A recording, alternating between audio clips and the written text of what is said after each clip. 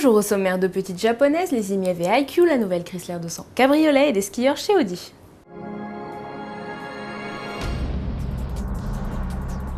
La Mitsubishi IMIEV fait depuis lundi ses grands débuts en concession, quelques semaines seulement après ses deux cousines françaises, les Citroën C0 et Peugeot Ion. Commercialisée simultanément dans 15 pays européens, de la Norvège à l'Italie, la citadine 100% électrique sera disponible en France au tarif de 34 790 €, batterie et chargeur compris. Il faudra déduire ensuite les 5 000 € de bonus alloués aux véhicules qui émettent moins de 60 grammes de CO2 par kilomètre. Mitsubishi tient donc ses engagements du mondial, proposer la citadine à moins de 30 000 €, 29 790 très précisément.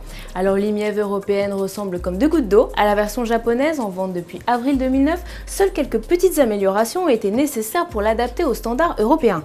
De nouveaux boucliers pour des questions de sécurité, un haillon pouvant accueillir les plaques d'immatriculation et 8 cm de plus en longueur. Les jantes en alliage sont également plus légères. L'IMIEV embarque sous le plancher une batterie lithium-ion qui se recharge en 6 heures maximum avec 150 km d'autonomie. Le moteur électrique délivre lui 66 chevaux, de quoi atteindre les 130 km en pointe, le tout couplé à une boîte auto grand classique des véhicules électriques. Une seule finition est disponible et elle embarque la climatisation, les fixations ISOFIX pour les sièges enfants ou encore des feux diurnes. L'option de l'IMIEV, la peinture métallisée, comptait alors 350 € supplémentaires.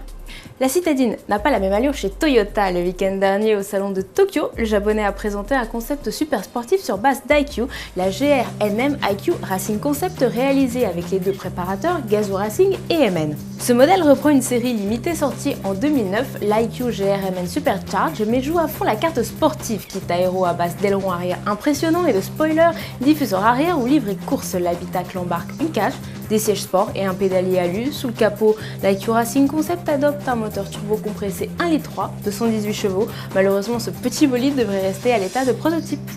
Du côté de Chrysler, le poisson se fait plus gros et il s'agit de la version cabriolet de la 200. La décapotable reprend les traits comme les motorisations de la berline avec sous le capot, au choix, un bloc 4 cylindres 2,4 litres ou le tout nouveau V6 3,6 Pentastar.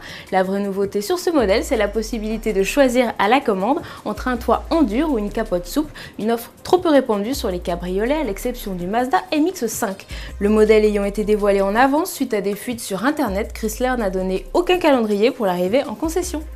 Allez, on termine avec des skieurs, une image de saison, mais cette fois-ci sur 4 roues. Audi a invité plusieurs champions pour comparer les sensations mécaniques à celles de la glisse. Le français Julien Liseroux, accompagné de l'allemand Neureuter, ont ainsi pu tester à Barcelone la piste de F1 sur DR8, totalement décoiffant. Allez, à demain sur autoplus.fr.